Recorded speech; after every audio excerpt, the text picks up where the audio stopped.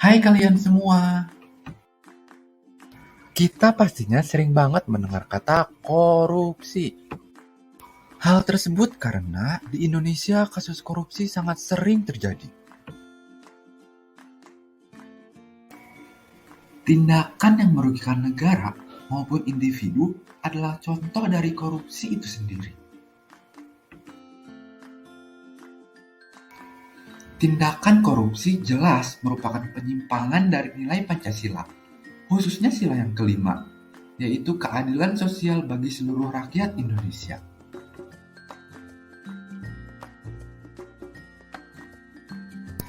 Lantas, mengapa kasus korupsi masih saja terjadi?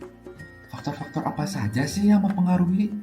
Serta bagaimana cara kita sebagai generasi muda dalam menyikapinya? Faktor-faktor penyebab korupsi. Yang pertama ialah lemahnya hukum yang menjerat bagi para koruptor. Kemudian yang kedua adalah sistem birokrasi yang lambat dan berbelit. Lalu yang ketiga, hukum yang pandang bulu alias membeda-bedakan antara yang satu dengan yang lainnya. Lalu yang selanjutnya ialah cara kita menyikapi korupsi. Di antaranya yaitu yang pertama, edukasi diri kita sendiri. Mengapa? Supaya kita tahu hal-hal apa saja yang termasuk tindakan korupsi.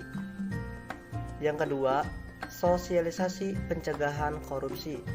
Hal ini berarti kita sebagai generasi muda berperan penting sebagai pemberi informasi mengenai tindak perspektif tentang korupsi.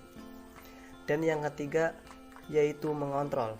Kita sebagai generasi muda harus peka dan dapat mengontrol segala kebijakan yang dihasilkan oleh pemerintah agar terjadinya kebijakan yang valid dan sehat dalam lingkungan bermasyarakat dan bernegara.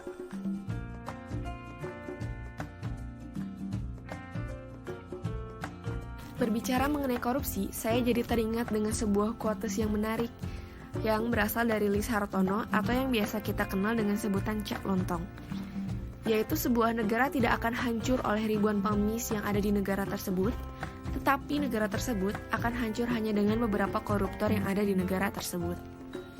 Melalui quotes ini, kita dapat mengambil hikmah bahwa begitu bahayanya korupsi yang dilakukan oleh para koruptor terhadap keberlangsungan suatu negara. Oleh sebab itu, kita sebagai generasi muda harus dapat menjadi generasi yang anti korupsi di masa depan nanti.